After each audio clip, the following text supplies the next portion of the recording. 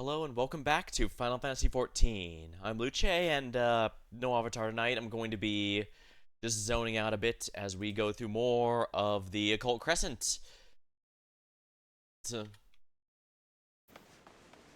I wanted to stream tonight, but I wasn't sure, didn't want to do anything with too much of a commitment, and this is about as low commitment as you get, especially since I'm not even going to be bringing the avatar tonight.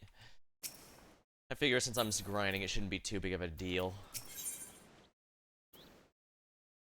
Random jobs here.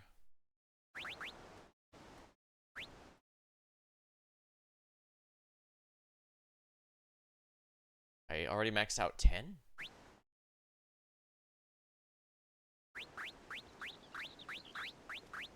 Just 9. Oh, you know what? It's because it starts at level 1, not 0. I don't know how I missed that. Alright, so good. I do have the ability to check how many actual treasure chests are in there, so... Yeah, treasure site is the big reward. The level 15 one is a nice quality of life, but not necessary in any fashion. Alright, how long has this one been around? Looks like... it's been around a while. I suppose it's not a big deal.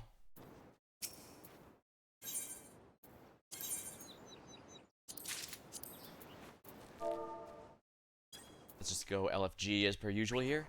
Mystic Knight. There's the one we're maxing out now. Yeah, I'm level 9. Phantom Mastery here. Let me check this to see how I handle it.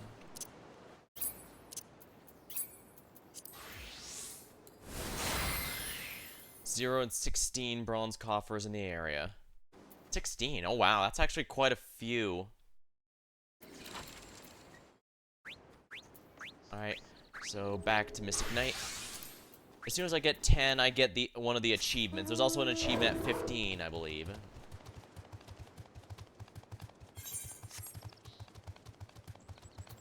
I guess if I'm gonna be searching here, I'd best grab a map. Hold on.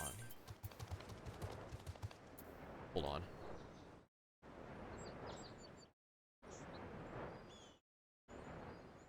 Chest. Here we are, Occult Crescent chest map. Here we are.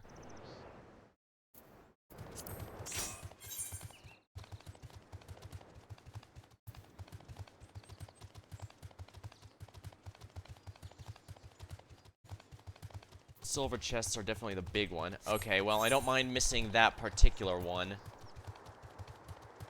I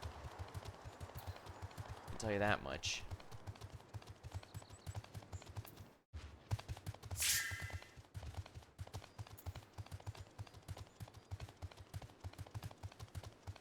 Alrighty.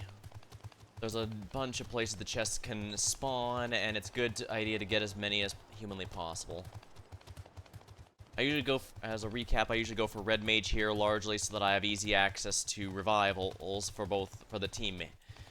I can also raise the Chemist Phantom job, but that's one of the more common ones, so figure it should be fine here.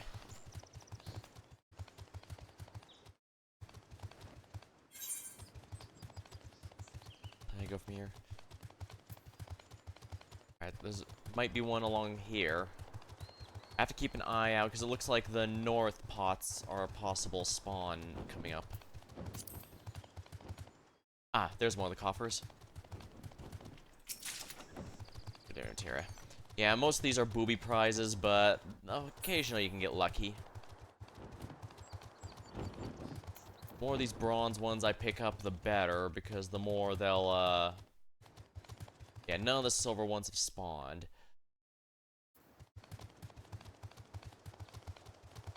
I don't see a bronze one here either. Well, there should be one here.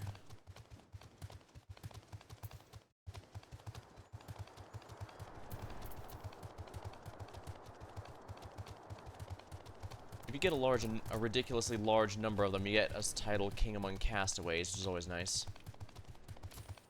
Basically, these just spawn by doing critical engagements and fates here in this area, and they spawn over and over.